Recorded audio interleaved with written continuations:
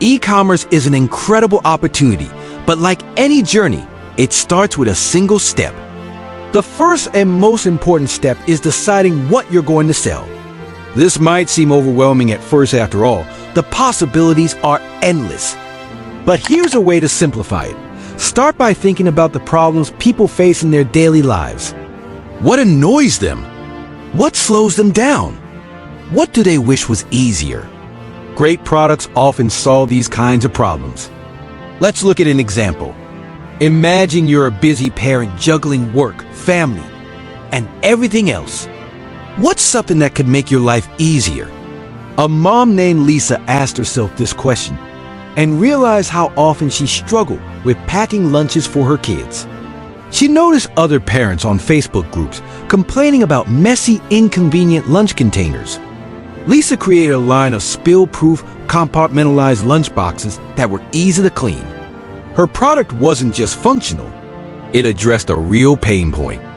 In less than a year, her online store was generating 6 figures in revenue. So ask yourself, what's a problem I've experienced? What's a frustration I've seen others talk about? This is the starting point for identifying a great product idea. Now, how do you test whether your idea will sell? Start with Google Trends. Type in keywords related to your product. For instance, if you're thinking about selling reusable shopping bags, search for terms like eco-friendly bags or reusable totes. Look at the data. Is interest increasing or declining? If searches for reusable bags have been steadily rising over the past 5 years, that's a promising sign. But don't stop there. Use tools like Ahrefs or SEMrush to dig deeper. What keywords are competitors ranking for? How much traffic are those keywords generating? For example, if a competitor's top-performing product is biodegradable grocery bags, it might be worth exploring a similar niche. These tools give you a data-driven approach to deciding what to sell. Next, visit Amazon and check out the best sellers in your category. Pay attention to customer reviews. What are people raving about? More importantly, what are they complaining about? Let's say you're researching kitchen gadgets and you notice customers love a particular vegetable slicer, but frequently mention it's hard to clean. That's an opportunity. Could you offer a slicer that's dishwasher safe or easier to disassemble? Now, let's talk about the power of social listening. Join Facebook groups, Reddit communities, or forums related to your niche. These are gold mines for understanding your target audience. If you're considering selling fitness products, join groups where fitness enthusiasts hang out. What questions are they asking? Are they looking for better resistance bands or more affordable yoga mats? Observing these conversations can help you refine your product idea. Now, how do you test whether your idea will sell? Start with Google Trends. Type in keywords related to your product. For instance, if you're thinking about selling reusable shopping bags, search for terms like eco-friendly bags or reusable totes. Look at the data. Is interest increasing or declining? If searches for reusable bags have been steadily rising over the past 5 years, that's a promising sign. But don't stop there. Use tools like Ahrefs or SEMrush to dig deeper. What keywords are competitors ranking for? How much traffic are those keywords generating? For example, if a competitor's top-performing product is biodegradable grocery bags, it might be worth exploring a similar niche. These tools give you a data-driven approach to deciding what to sell. Next, visit Amazon and check out the best sellers in your category. Pay attention to customer reviews. What are people raving about? More importantly, what are they complaining about? Let's say you're researching kitchen gadgets, and you notice customers love a particular vegetable slicer, but frequently mention it's hard to clean. That's an opportunity. Could you offer a slicer that's dishwasher safe or easier to disassemble? Now, let's talk about the power of social listening. Join Facebook groups, Reddit communities, or forums related to your niche. These are gold mines for understanding your target audience. If you're considering selling fitness products, join groups where fitness enthusiasts hang out. What questions are they asking? Are they looking for better resistance bands or more affordable yoga mats? Observing these conversations can help you refine your product idea. Once you've validated your idea, it's time to choose your e-commerce model. This decision affects everything from how you operate to how much risk you take on. So, let's explore the options. Dropshipping is a popular starting point because it requires minimal upfront investment. But here's a key question. Do you know how to choose reliable suppliers? Not all suppliers are created equal. Look for ones with positive reviews, fast shipping, and clear communication. Platforms like AliExpress or Oberlo are great places to start. And always order samples before listing a product in your store. Why? Because you need to experience the product as your customers would. If the quality is subpar, it's better to find out before it affects your reputation. Another option is print on demand. This model is perfect for creatives. But here's a question to consider. What kind of designs will resonate with your audience? Let's say you're targeting dog lovers. Instead of generic slogans like "I love dogs," could you create something more specific like "Rescue moms are heroes" or "Golden retrievers are my spirit animal"? Niche designs often connect more deeply with customers and stand out in a crowded market. For those with crafting skills, selling handmade goods is a fantastic option. Platforms like Etsy cater specifically to unique custom items. But scaling handmade products can be challenging. Imagine you're selling handmade candles and demand suddenly spikes. Do you have a plan for fulfilling large orders? One solution is to hire help or partner with a small-scale manufacturer who can replicate your designs while maintaining quality. If you prefer a more traditional approach, consider retail or wholesale. This involves buying products in bulk and reselling them. But here's the big question. How do you ensure you're buying the right products? Start small. Test a few items before committing to a large inventory. And always negotiate with suppliers.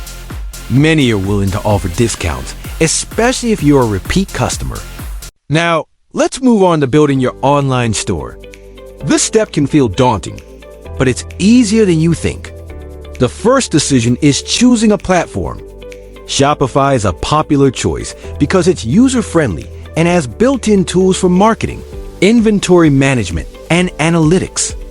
But if you want more control over your site's design and functionality, WooCommerce might be a better fit. Or if you prefer leveraging an existing audience, selling on Amazon can give you instant visibility. But here's a critical question. How do you make your store stand out? Start with your branding. Your logo, color scheme, and website design should all reflect your brand's personality. Let's say you're selling eco-friendly products. Use earthy colors like green and brown. Incorporate images of nature. And write copy that emphasizes sustainability. Remember, your brand is more than just your products. It's the story you tell. Once your store is ready, you need to source products. Quality matters. If customers receive a poorly made product, they won't come back. So, how do you find trustworthy suppliers? Platforms like Alibaba and Global Sources are great for wholesale, but don't rush into a deal. Research the supplier. Ask for samples. And pay attention to how they handle your questions. If they're slow to respond or unwilling to provide information, consider it a red flag. Local suppliers are another option, especially for niche items. Let's say you're selling artisanal food products. Partnering with local producers not only ensures freshness, but also gives your brand a unique selling point. Imagine being able to tell customers, "Our honey is sourced from a family-owned apiary just 50 miles away." Stories like these build trust and loyalty. Launching your store is an exciting milestone, but it's only the beginning. How do you attract your first customers? Social media is a powerful tool, but it's not just about running ads. It's about building a community. Post consistently. Share behind-the-scenes content. Engage with your followers. And don't be afraid to collaborate with influencers. But here's a question. How do you choose the right influencer? Look for someone whose audience aligns with your brand. If you're selling vegan snacks, partnering with a vegan food blogger makes perfect sense. At this point, your e-commerce store is live. But how do you keep people coming back? That's where customer experience becomes your secret weapon. Think about the last time you shopped online. What made the experience enjoyable? Was it fast delivery? Clear communication? A personalized touch? These are the elements that turn one-time buyers into loyal customers. Let's break it down. First, shipping. Studies show that customers are far more likely to abandon their carts if shipping costs are unexpected or delivery times are unclear. So, how do you address this? Be upfront about your shipping policies. Offer free shipping if possible. Many customers prefer it, even if the product price is slightly higher to offset the cost. If you can't offer free shipping, provide multiple options, like expedited or standard delivery, so customers can choose what works best for them. What about packaging? It's often overlooked, but packaging is part of the customer experience. Let's say you're selling jewelry. Imagine your customer opens a plain cardboard box and finds the necklace loosely packed. Now, imagine the same product arriving in a beautifully designed box with a thank you card inside.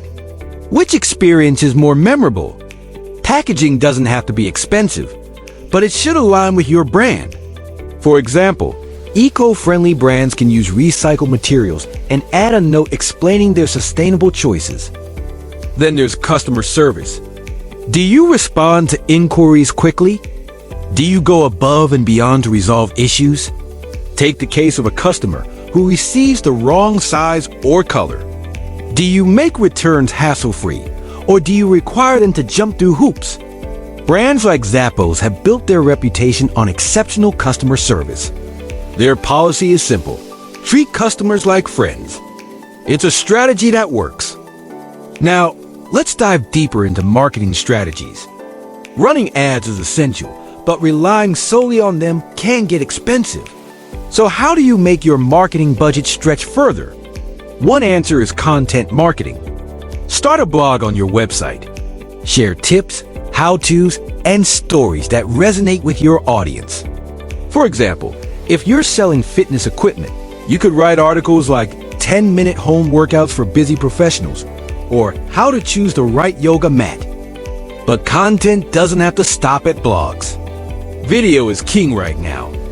Platforms like YouTube, Instagram, and TikTok are perfect for showcasing your products in action. Imagine you're selling kitchen gadgets. A quick video showing how your vegetable slicer saves time in meal prep is far more engaging than a static photo. And don't forget user-generated content. Encourage customers to share photos or videos of themselves using your products. These authentic testimonials are marketing gold. Speaking of authenticity, let's talk about building trust. Reviews and testimonials are critical, but how do you get them when you're just starting? One option is to offer an incentive, like a small discount or free gift, in exchange for honest feedback. Be transparent about it. Let customers know their input helps improve your business. What about social proof? Displaying how many people have purchased or viewed a product creates a sense of credibility. For example, a banner that says over 1,000 happy customers reassures potential buyers. But don't fake it. Authenticity is key. If you're a new store, focus on quality over quantity. Even a handful of glowing reviews can make a big difference. Now, let's revisit the idea of scaling your business. Scaling isn't just about adding more products or increasing ad spend. It's about refining your operations. How do you handle increased orders without sacrificing quality or speed? One answer is automation. Tools like Shopify, Flow, or Zapier can help automate tasks like inventory updates, order tracking, and email notifications. This frees up your time to focus on growing your business. Another aspect of scaling is expanding your product line. But here's the challenge. How do you know which products to add? The answer lies in your existing customers. Send out surveys. Ask for feedback. What do they love about your store? What would they like to see next? For instance, If you're selling skincare products and customers frequently mention they'd like a travel-sized version, that's your cue to expand. Let's not forget about international markets. If your store is performing well locally, consider shipping internationally. But how do you navigate the complexities of global shipping, customs, and taxes? Platforms like ShipStation or EasyShip simplify this process by calculating duties and offering competitive shipping rates. And don't underestimate the power of localization. Translate your website into the languages of your target markets and accept payments in local currencies. These small changes can significantly improve conversion rates. Now, what about challenges? Every e-commerce journey has hurdles. Let's talk about inventory management. Have you ever seen a product sell out faster than expected? It's a good problem to have, but it can frustrate customers. One solution is to set up back-in-stock alerts. This not only captures interested customers, but also helps gauge demand for a restock. Then there's the issue of abandoned carts. Did you know the average cart abandonment rate is over 70%? So how do you win back these customers? Use retargeting ads or send follow-up emails with a small discount or free shipping offer. But timing is everything. Sending the email within 24 hours significantly increases the chances of recovering the sale. What about seasonal fluctuations? If your sales dip during certain times of the year, how do you stay profitable? Diversification is the answer. Offer complementary products that perform well in different seasons. For instance, if you sell summer swimwear, consider adding cozy loungewear for the winter months. Finally, let's talk about mindset. Building a successful e-commerce store takes time, effort, and resilience. There will be moments when you doubt yourself. Maybe your first product doesn't sell as well as you hoped, or a supplier falls through at the last minute.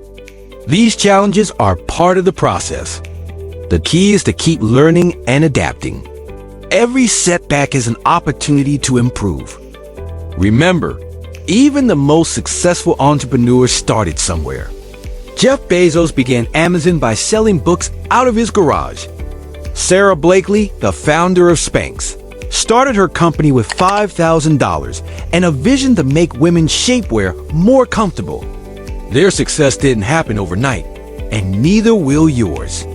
But with determination, strategic planning, and a willingness to learn, you can achieve your e-commerce goals.